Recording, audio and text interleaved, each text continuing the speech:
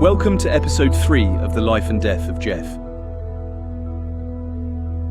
Let's be honest, the Epstein scandal, and particularly the way in which the media have reported it to you over the years, is a murky, confusing mess. The maelstrom of information and disinformation has naturally left most people scratching their heads in blithering bemusement. So let me help remedy that by injecting some clarity and context into the chaos. If you missed the first 2 episodes, you can listen to them on Spotify, Apple Podcasts, or on YouTube. In this episode, Ian Maxwell tells me the truth about what his sister's relationship was like with Jeffrey Epstein. We'll be listening to Ghislaine Maxwell herself, and I'll be going through some of Jeffrey's other relationships, and more importantly, we'll be examining the very first allegations made against the pair. So, without further delay, let's get stuck in. It's 1990, and Ghislaine Maxwell is finding her new life in New York more than agreeable. Her father, Robert Maxwell, is at this moment in time still alive. He has entrusted her with helping coordinate some of his business affairs, most notably the newspapers The European and the struggling New York Daily News. She is also managing her own small but successful company, selling gift packages to corporates. Making money is her main, though not sole, focus. Naturally, she's also keen to find a partner to settle down with. Already a firm fixture on the city's vibrant, affluent social scene, she has managed to cultivate a circle of friends and potential suitors. Among them, she briefly hoped, was John F. Kennedy Jr., the rich, handsome, sought-after son of the much-loved president who'd tragically been gunned down 3 decades prior. "Did you ever meet JFK Jr.?" US Attorney General Todd Blanche asked her during their recent interview. "Yes," she replied, confirming that it was before she met Jeffrey Epstein. "I met him at Andrew Cuomo's wedding." "Did you have any sort of professional or social relationship with him?" Blanche pressed her. "I fancied him," Ghislaine replied. "I thought he was very attractive. I mean, we knew each other. I thought he was wonderful and fun, and I enjoyed meeting him. We went out. I want to say we had a dinner or two, but obviously I was very excited, but that was it." Ghislaine, herself well known as a young, beautiful and connected woman about town, had been described as a sparkling debutante. Other men followed, but the dates, though fun, were inevitably fruitless. Until she met a man whom most people simply referred to as Jeff. "I'd come to visit America in 1990. Ghislaine told Blanche. I had been running my own company up until that time, which was a company called Maxwell's Corporate Gifts. And I had also been working for my father at the time. In 1990, I had come over to New York to help look at some of that. He was having some advertising issues with the New York Daily News, and in fact, I may have met Donald Trump at that time because my father was friendly with him and liked him very much. And I think it should be said that he also very much liked Ivana, because she was also from Czechoslovakia, where my dad was from. So I was already going backwards and forwards in America. And then in April of 1991, I came to New York. I can't remember for what reason, what business reason, but there was a business reason, something to do with my dad at that time. And a girlfriend of mine, who an American, told me I'd broken up with I'd been engaged, getting with a very long-time boyfriend, and we'd broken up. And she said, "Well, I got, as your girlfriends do, I got a guy for you to meet." And I was like, "Who is it?" And she goes, "He's been dating my sister. You'll love him. He's looking for a wife. I'm edging toward 30. I don't need to tell you guys that's a very important moment for a girl to think about important things." All right, sure, I'd be happy to meet him. And so sometime in 1991, we're in 1991, I met him at his offices on Madison Avenue. And I think the most memorable thing I can think about that is he was wearing a tie, which he didn't often do, and it had a giant tomato ketchup stain on it. So I was like, wow, okay. He just invited me to come and have tea at And I was like, gee, that's English, okay. But what was unusual was in his offices. So I went to his offices and we met. And I found him very engaging, and that was that. I was looking for real estate for my dad to buy some, and Epstein told me that he was also looking to move from his apartment, and would I help him? And I said, sure, I'm looking already, so I could look for him. So that's how it started. Did your father and Mr. Epstein have a business relationship over the years? I know we're maybe jumping around a little bit. They never met. So as far as you know, they never even met. No, Or you know they never met. I know they never met. Well, how do you know they never met? Thank you. Just categorically no, they never met. Well, because after in 1991, before my father died, he asked me if I'd met anybody interesting or whatever, because I was still trying not to be sucked back into the family business. And I told him that I had met Mr. Epstein, and the reason why I shared that I'd met Mr. Epstein because I believed at that time that Epstein worked for Bear Stearns, and Bear Stearns was one of our banks. And I knew that my father was friendly with both Ginny Kane and with Ace Greenberg. So my dad was actually in New York, I think. I don't think I had this conversation on the phone, but I honestly, we're talking 30 years ago, so I'm not sure. But maybe I told him this verbatim because I know that what my dad did, whether I saw it or whether he did it and told me later, I don't remember. But he called both Ginny Kane and Ace Greenberg to ask what sort of guy he was. And I don't know if I was in the room with him. I don't recall. But I know that at some point, my father told me, he's fine. You can see it. I had found a house for him to rent in New York because he had asked me. I'd been looking for my father, and I found one, which was a former Iranian embassy, I think it was. I think it belonged to the Iranians or the Iraqis. And I didn't know that he had any money, really. And it was, I want to say it was $12,000 a month, which to me seemed like a fortune. And I said to myself, I found this house, but I don't think you can afford it. And he was like, ridiculous. Of course I can afford it. And he rented it. Ghislaine was initially uncertain of how Jeffrey was making his money, enough to live a luxurious lifestyle in America's most expensive cities. But then one day, he told her. He told me himself that he started a business where he looked for stolen money.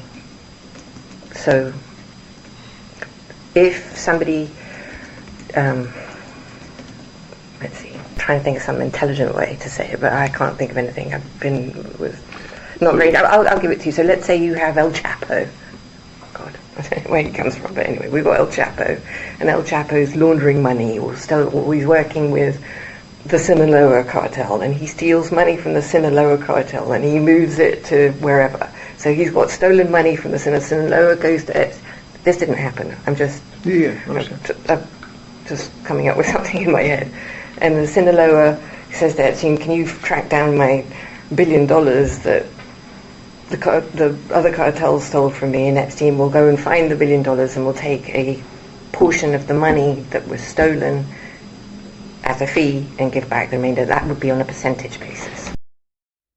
Jeffrey is indeed documented as having made some of his money via this dubious method. One instance involved his former girlfriend, Anna Obregon, whose father had seen millions of dollars stolen from him. Epstein had somehow managed to retrieve it, for a fee, of course. After that, whether it was a con or genuine enterprise, he got a taste for it and continued profiting from lost money. But it wasn't his main source of income. That came from helping handle the finances of wealthy clients and providing them with advice on how to exploit loopholes to pay less tax. Among them, Ghislaine confirmed, was Leon Black, Glenn Dubin, who would eventually marry Jeffrey's long-term girlfriend Eva, Lynn Forrester de Rothschild, and, most importantly, Victoria's Secret owner, Leslie Wexner. Ghislaine surmised that the grand townhouse in New York that the media have long claimed was purchased from Wexner for a mere $1 was in fact given to Jeffrey to cover a fee for his services. So he had this house, and I had moved into a 10-foot by 10-foot apartment because all of our stuff had been either lost or frozen or whatever. So he became, in this moment, my lifeline, really. Ghislaine recounted how their relationship developed from friends/business associates to the glimmer of something more, but it was far from being a fairy tale. So in 1992, I slept with him one time. And I was like, oh, that's it. We're going to be dating. Because that's how I thought. And I kind of thought of myself in that moment, like, because I felt if you slept with someone that you were then dating them. Yeah. That's the world I came from. But that really was, well, that's how I thought. But we didn't sleep together again for, I don't know, really a significant period of time. And when I say years or? I don't know if it was a year. That feels long, but maybe 9 months. I mean, a long time. Eva was still in Jeffrey's life when Jeffrey met Ghislaine. What I didn't know was that I think he was still with his actual girlfriend, who was Eva Anderson, who became Eva Dubin. They had been together, my understanding, I think about 10 years. I'm not sure, but that's what I think, 10 years.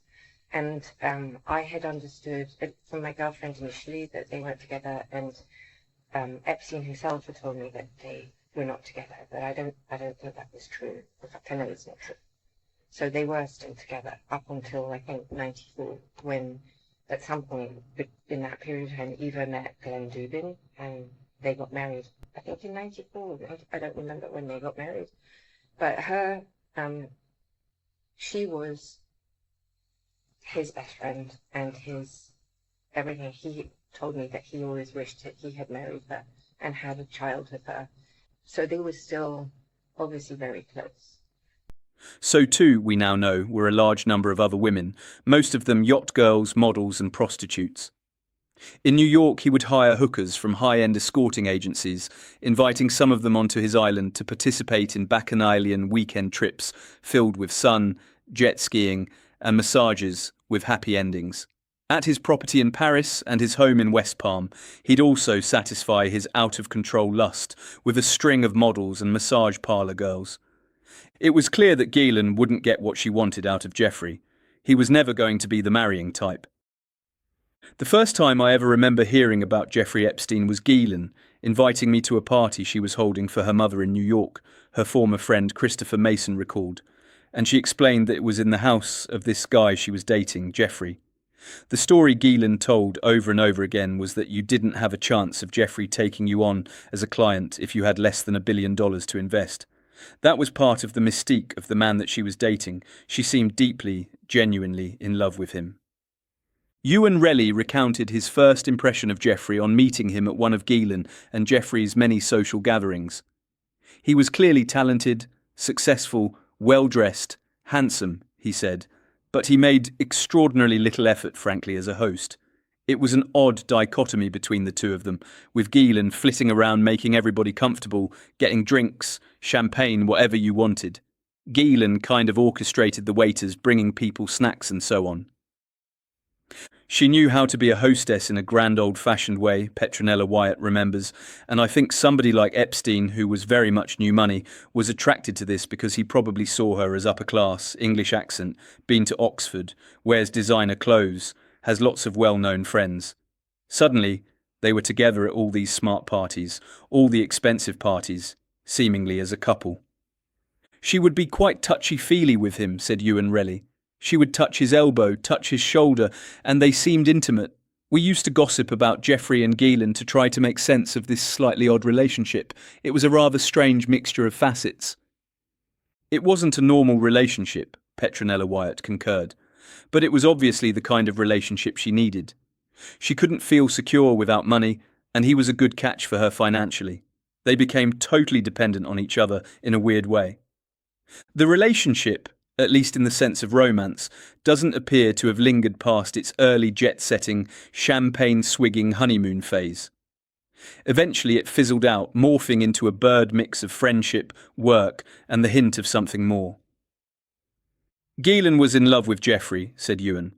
She was so spellbound by him, and my impression was she would have done anything for him. But she also played this kind of hybrid role as social fixer, social secretary. And the notion was that they had dated sometime in the late 90s but had stopped, and now they were best friends.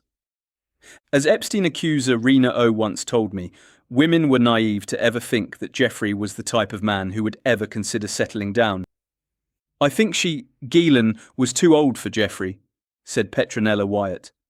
He really liked much younger girls, but there was this bond between them, and she needed money. She couldn't feel secure without Epstein's money. It felt like she was doing the job of a wife without having any intimate relationship with him anymore. Of their relationship, Ghislaine's brother Ian told me. I guess I knew by, certainly late 92 that she was in, or early 93 that she was in a new relationship. I didn't, to be honest with you, when you're engaged in fighting for your own life, as I was, there's not much else I'm concentrating on other than my own defense. My marriage at the time was falling to bits. It was just not a good time for me. So I didn't have much of a real insight into this relationship, except that it existed. She seemed happy. And I thought, well, I'm glad somebody seems to be doing okay in our family. And I didn't think much else about it. Subsequently, I met him for the one and only time in 1996.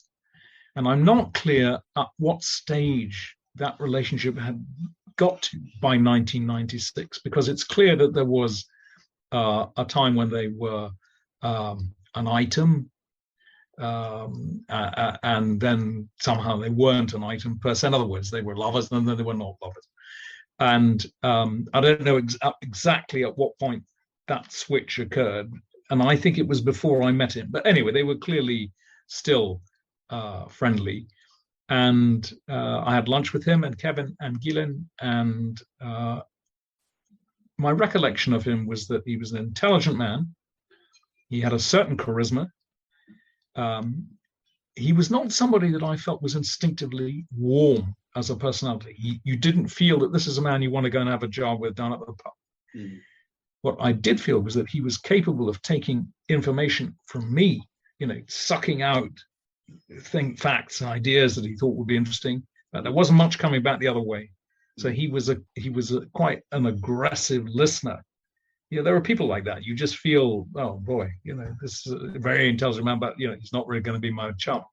So I didn't ever feel that. But equally, I didn't feel that he was some terrible monster, because the key about Epstein was that he led a completely compartmentalized life. It's quite obvious that that was what was going on, and that the life that he chose to show to me, to Ghislaine, to others, must have been completely different, and was completely different to what we now know to be his sexual and other proclivities, which are horrid, and which we're in the mess we're in today for Ghislaine. In 1997, now fully settled in America, Ghislaine gave an interview to Hello magazine, a selective update of her life subsequently being spread across 6 glossy pages. She is shown as an independent entrepreneur. Home for Ghislaine is New York, far from the watchful eye of the British press, the piece informs its readers. She has been able to rebuild her life in a new career as a business consultant using skills she acquired from her exposure to her family business. She lives in an apartment on the Upper East Side with her dog Max, a little Yorkshire Terrier named after her father. The last 5 years have made their mark on her, and the sparkling young socialite of the 80s has been replaced by an elegant, almost gamine woman in her 30s. She hasn't lost the energy of those glory years and still works at the same pace, if not harder. The phone rings constantly in her flat, and her normal working outfit consists of jeans and a sweater, which she changes into after her morning yoga workout in a spare room. She sleeps only 5 hours a night and is usually up by 6 a.m, working on her computer and calling Europe on business. Her current business ventures have enabled her to leave the tiny studio apartment she moved to after her father's death. She is proud of the fact that her new life is all down to her own hard work, and she has her elegant apartment to show for it. Her living room cum office, as can be seen in the feature article's numerous photographs, was poky yet littered with antique furniture. The deep red walls were covered with thin-framed snaps of her father. A dark oak writing bureau, desk flapped down, was covered with stacks of paperwork, byproducts of an effort at empire building. By then settled, she looked back on the earlier, unsettled years that followed her father's death. The article continues. "I was renting it, and I had to find somewhere else to live," she said, speaking of the overly expensive Central Park apartment she had briefly called home. "I found a very small studio about 10 feet by 10 feet. It was a box. The bed was up against one wall, and smack against the bed was a little partition about 6 feet high. Behind it was a hob and sink. That was the kitchen. Next to it was a tiny bathroom, and that was it. I honestly didn't know what to think. It was a little confusing, to say the least. In fact, I am sure I was in a state of disbelief. It took me 2 years to afford to get out of the tiny studio, and I have been here for 3 years." Pressed on her business ventures while posing for the camera, black suit, white shirt, documents in hand, and with a gentle smile, she said, "I do consulting work for different people in different areas in which I have expertise: publishing, communications, computers. I enjoy the mechanics of business, and I enjoy working because it allows me to meet and interact with lots of different people. I have always worked and will always work. Today I also work from necessity. I have a hobby which I have turned into a working hobby. I buy and sell antiques for various people. They give me some sense of what they are looking for, and I will go to the auction houses, antique houses, and flea markets to find it. It's the key." Ghislaine's formula, balancing, even harmonizing her interests and work ethic with a rich social life, fit perfectly into her relationship with Jeffrey Epstein. But that relationship, Manhattan Society columnist and publicist Robert Corey Hay believes, was entirely founded on what each could do for the other. "I want to make it clear that I'm not a friend of either of them, and when I first met them on the social circuit, no one had a whiff of what was going on. There was no hint of any scandal. Ghislaine was a classic social climber, only interested in people who were rich and entitled and powerful. She'd be talking to you and constantly looking over your shoulder to see if there was someone higher up the social scale. I don't think there is any secret to it. Her relationship with Epstein, was entirely transactional. When she first came to New York, she had $100,000, £75,000, a year and rented a one-bedroom apartment, and then suddenly she had money and houses and helicopters and planes and boats. She wanted someone like her father, who was rich and powerful, and that was Jeffrey. She was socially adept and had a Rolodex of interesting contacts, and Jeffrey liked to collect people. The fact that she could produce someone such as Prince Andrew made her a star in his eyes. I saw them at a very grand party once, and she might as well have been leading him around on a leash. He was horribly shy and awkward. She was his crutch.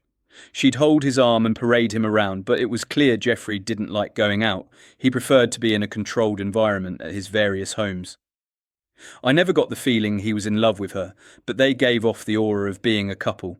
But it was Ghislaine worshipping Jeffrey and making sure he was the centre of attention in a room. Later, when trying to rehabilitate his image, Jeffrey would allegedly tell Hay, "There's one thing you can't ask me to do, and that's to get married." Hay claims to have asked, "Do you mean to Ghislaine?" To which Hay claims Jeffrey smiled and replied, "To anybody." Photographs later revealed during Ghislaine's trial and in numerous released Epstein files, however, would paint an image of a typical blossoming romance, embracing in the snow on their first date.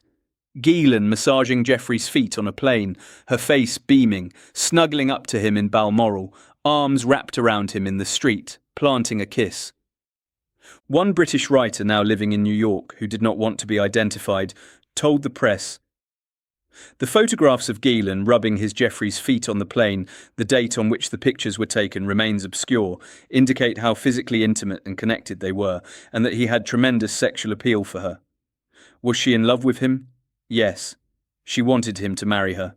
Did he love her? I don't know. He always told people that she was his best friend. He was odd and creepy, but she was besotted with him. I saw them together at an art opening and they were joined at the hip. She was the confident person in that scenario. He was certainly handsome, but his demeanour was awkward. He looked insecure. He also had this permanent sneer on his face, as if he was privy to knowledge that any normal person could only dream of. They were almost never seen together at parties because he was a social klutz. He had no small talk. On the other hand, Ghislaine was supremely social, charming, funny, and very engaging. Though the romance, as Ian Maxwell and others attest, wasn't to last, with the pair seemingly putting a stop to their relationship early in the 1990s, they would remain close friends. I did travel with him. I would go to his houses on Beach. He only had that house actually on no, that's not true. He had the house in Palm Beach and he had a house in Ohio. He had the house in Ohio because of his business relationship with Mr. Wexner. And and I had to go and decorate and put that house together. When we traveled together, we stayed in the same bed. Epstein told me that he had a heart condition. A what? Heart condition. Heart condition. Okay. Which meant that he didn't have intercourse a lot. Which suited me fine, because I actually do have a medical condition, which precludes me having a lot of intercourse. He liked other forms of sexual activity. She continued to socialise with him, clinking glasses and rubbing shoulders with some of the world's most influential individuals. She was a supreme organiser and had a particular talent for interior decorating, supervising the building and decoration of his properties, utilising her passion for searching out antiques and furnishings. She was so efficient, in fact, that she became a paid employee of her former boyfriend, helping to manage his impressive property portfolio and day-to-day life. The job was accompanied by a number of perks: jet-setting to his houses across the world, shopping, wining and dining with the rich and famous, not to mention the money. Between 1997 and 2009, financial records reveal that Jeffrey transferred to Ghislaine no less than $30 million. By now, as Ghislaine's ex-friend Ewan Relly recalls, Ghislaine seemed to be part ex-girlfriend, part employee, part best friend and fixer. Their relationship was strange, Rena O told me. They were constantly arguing or snapping at each other, and he'd start laughing and she'd start laughing too, but like a sarcastic, bitter laugh that filled the room with tension. I never knew if they loved each other or hated each other. Perhaps that casual bitterness and bickering can be put down to unrequited love. Perhaps it can also be partly attributed to Jeffrey's evidently insatiable sexual appetite, him daily being in the company of young, attractive women. Some of those women would later go on to allege that Jeffrey had abused them. One of the earliest claims came in the form of a woman named Liz Stein. I met Ghislaine Maxwell in the fall of 1994 when I was a senior at the New York Fashion Institute of Technology, Stein claimed, laying out her own story, an unverified story that has been heavily rebuffed by critics and by multiple prominent Epstein accusers, including Maria Farmer, who said that Stein is not a victim, Haley Robson, and Sarah Ransom, who also stated that Stein is not a victim and that she is lying for attention and money. Next month I'll be releasing audio tapes, video footage and emails of the various Epstein accusers attacking each other. At the time I was 21, I worked at the Henry Bendel store. One day, while I was working, Ghislaine came in, and when she told me her name, I remember I was like, "That name sounds like a French way to say gasoline," and she laughed and said, "My boyfriend also thinks I'm like gasoline. He's the match and I'm the gasoline." And we laughed over that, and I helped her to shop. It was easy to talk to her. When we wrapped up the transaction, she let me know that she wanted me to deliver her packages that evening at a hotel that was close by. When I arrived, the concierge escorted me into the bar where I met Ghislaine, and ultimately Jeffrey Epstein. If I thought Ghislaine was electrifying, Jeffrey was on fire. They explained to me that their residence was undergoing renovations at that time, and they asked me if I would come up to their room to deliver the packages.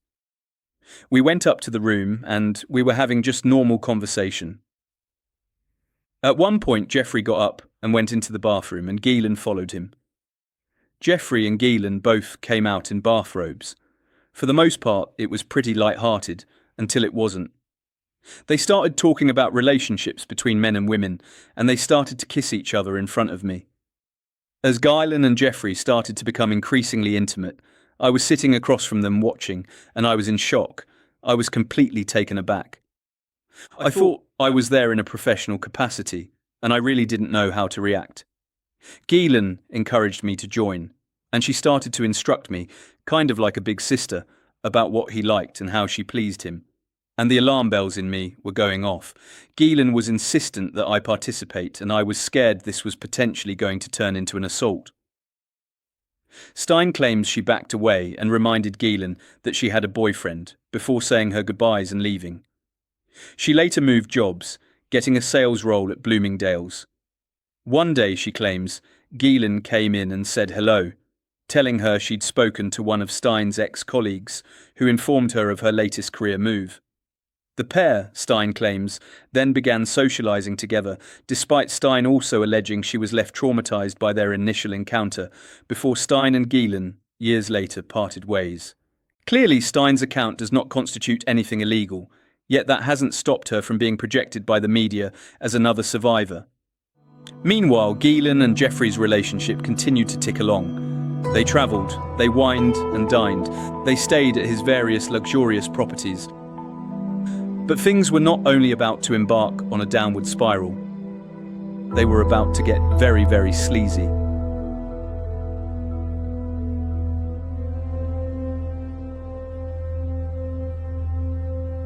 That was episode 3 of The Life and Death of Jeff.